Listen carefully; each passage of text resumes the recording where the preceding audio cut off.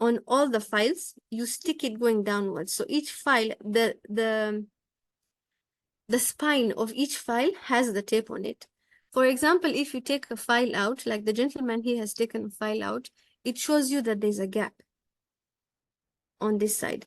Also, if you mix up the files, you don't put the right file in its place, the diagonal line is going to be broken. And again, you're going to realize, okay, there's a problem. These files are not organized in the right way. So without wasting time, just simply from one look at the item, you realize things are not in order. Things have to be put in place. This is how we create standards. Simply by just making sure the visual controls are fast and they're in place so everybody knows what to copy. Furthermore, we have alphabetical coding and numbering. We saw numbering on the files. Here there's numbering for these bins. The bins are recorded 1 to 6. Similarly, the flow also has the same numbers 1 to 6. So if somebody placed the bin number 5 in the space of bin number 4, these demarcations here will tell you that this bin is in the wrong place. Again, simplifying your work. On this side, we have got medication that has been sorted out in alphabetical coding. Still, furthermore, these ones have been done based on their indications, and then there's alphabetical coding. So you could have all your analgesics, segregate them to one side, and then code them alphabetically. So you would have aceclofenac coming before, let's say, paracetamol or Buscopan. So you already have your painkillers or your analgesics, and at the same time, they are being coded in alphabetical order. This is easier for you to get out and also put back, replace it back in its place, especially when you have a high workload on any given day. Finally, we have the XY axis notice board. This is something I know there are facilities that have embraced, and they've embraced it beautifully. What you do is you just divide your notice board into quadrants, and each quadrant has a designated theme. So for example, you could say this quadrant here is for guidelines and maybe SOPs. And we are going to be changing them or reviewing them annually. So you're going to write here, remove or review annually. On this side, you could have your monthly performance. So it could be your workload, it could be your reporting rates. Those are here. So you will write here that these are your monthly reports, remove monthly. So that means these pictures, these documents are going to be replaced every month. Similarly, you could have memos, weekly memos. You can put them on one side, say this is weekly memos, and remove weekly. We have seen facilities where the notice boards have things stuck there from like 1902, and they're just things we keep on pasting things on top of that one after another, instead of removing those items and pasting on the new ones. So an XY axis notice board would really come in handy. And again, the resources are so minimal. You can see they've just used this blue tape to divide the entire board, and then all you need is labeling with pieces of paper. Visual control methods, what we've been talking about are visual control methods, but we will further give you examples of visual control methods with stock control or even for accountability. So it is to promote easy adherence to standards. Like I said earlier, when something is easy to spot, it is easy for you to act on it, which means you will be able to sustain 5S. So tools for 5S are the ones that are often used as visual control methods. And they display the status of a given operation in an easy to see format. And not just easy to see, but easy to interpret. A very good example is the traffic lights. There's always red. You know whether you've read it, whether there's anything wording written or not, you know red is for stop. Yellow is for get ready, and green is for go. Without anyone telling you anything, simply those colors help you to decide, make a decision, and interpret. Similarly, the shadow board, again, it is back here as a visual control method. This is an example where, as you can see over here, there's an outline of an item, but the item is not there. If these were all just mixed up in a toolbox, there is no way in the 5 seconds we have looked at the slide, you'd be able to say that there is a pliers missing in this toolbox. But because everything has been given a demarcated space, as soon as you see the picture, you're like, hold on, where is the plier? Similarly here, there's a tool on this side. It looks like a scalpel, but it is missing. So as soon as you see this picture, you know that there's also a tool missing on this side. Same here for the wrench.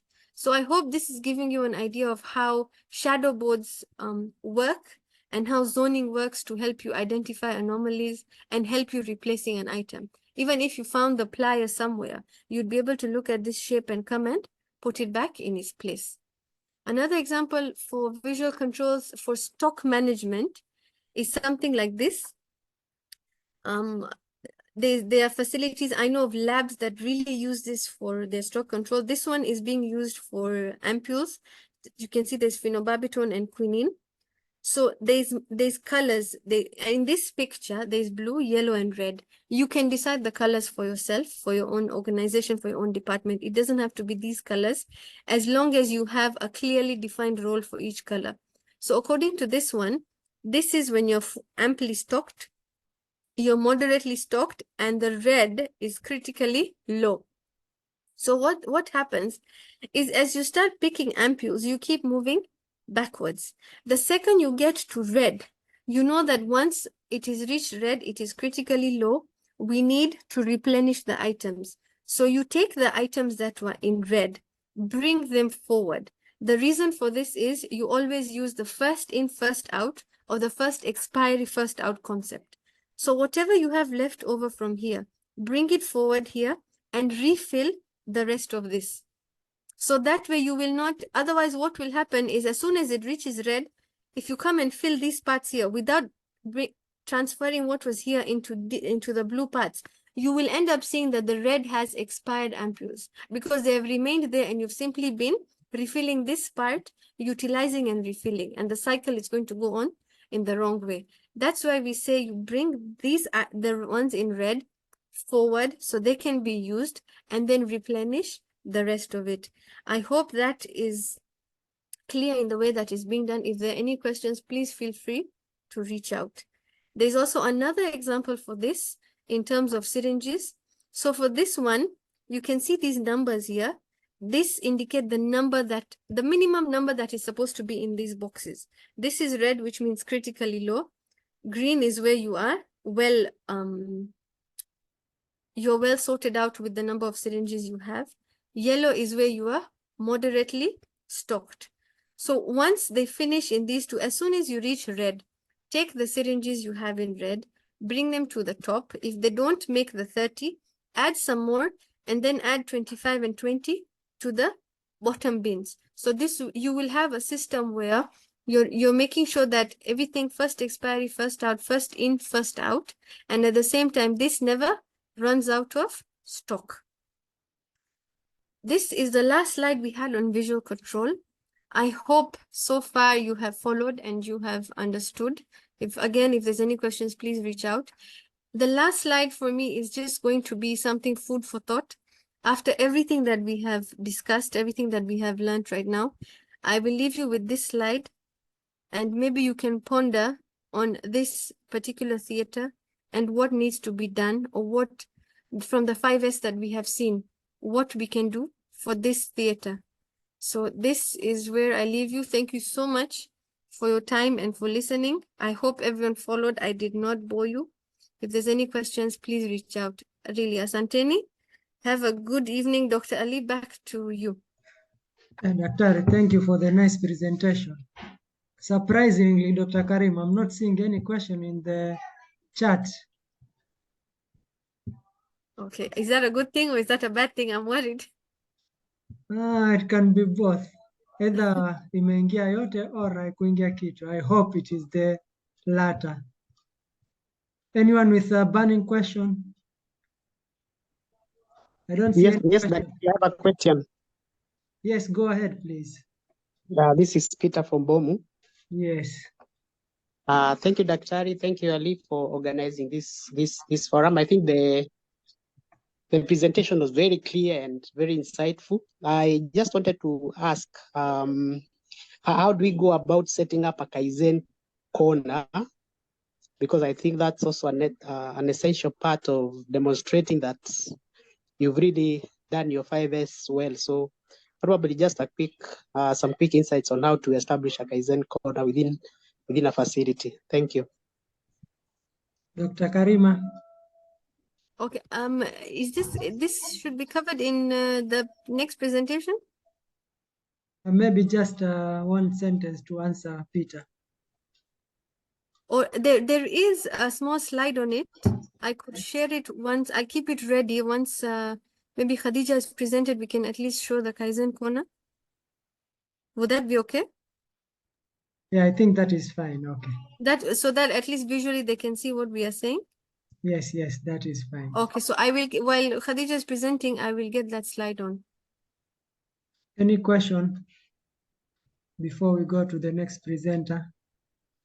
Because I'm not seeing any question in the chat. I'm hoping imeingia yote. Okay. Just a disclaimer before Hadija, I invite Hadija. Since this is our first presentation, we are to get CPD points from PS Kenya. Just drop your name, CADA, registration number, and email under the chat session so that whenever we get the codes, we will share with you. Thank you. Name, CADA, registration number, and email.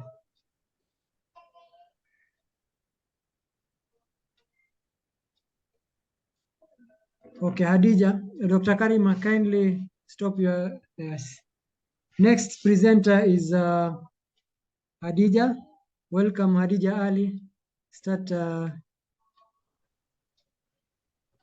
showcasing your presentation. Hadija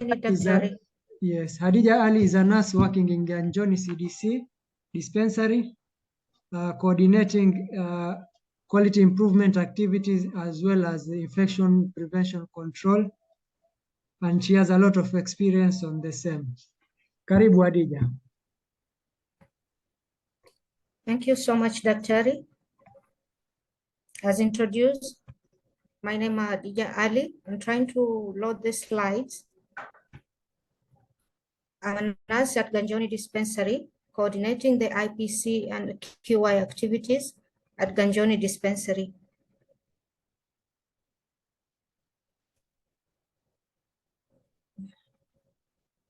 Just a second.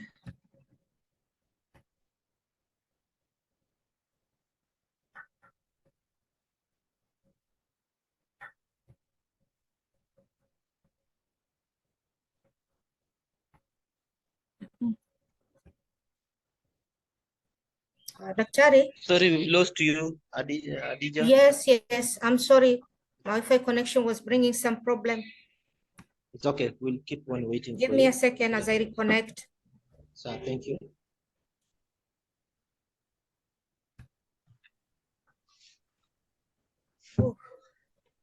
Hadija will take us through 5S application and its impact in Ganjoni Dispensary. She will showcase the beautiful things that 5S has done to the facility. Give me a second, Daktari. I want.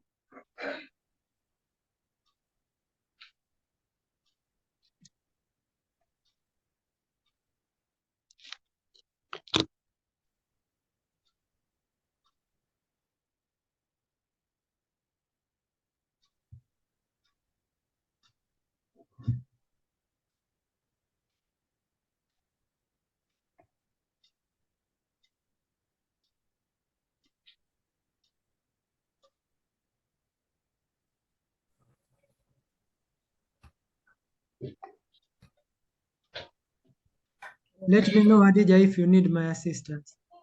Yeah, I'm just sharing the slides. Okay, we are good. Yeah, okay. Slideshow mode. Yeah, I'm sorry for my connection, but we are back online. Like I was introduced, my name is Hadija Ali, nurse at Ganjoni Dispensary, coordinating IPC and QI activity. With an introduction, the impact of 5S is seen throughout Ganjoni Dispensary from our entrance, laboratory, outpatient to pharmacy, and finally to the pharmacy store. With that said, why 5S? through the 5S